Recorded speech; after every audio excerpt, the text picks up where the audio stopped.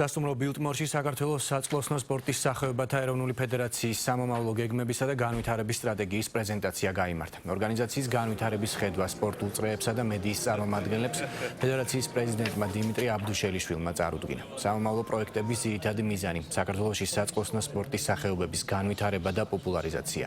პრეზენტაცია სპორტის მინისტრი და ევროპის საწყლოსნო ფედერაციის პრეზიდენტი ესწრებოდნენ.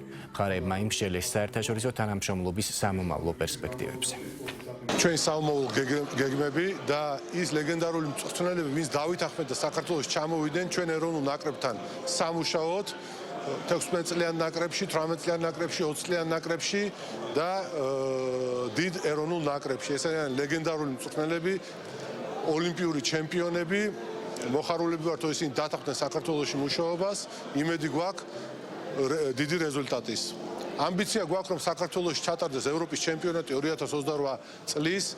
ეს გახლავთ წინა საკვალიფიკაციო ტურნირი ოლიმპიადამდე.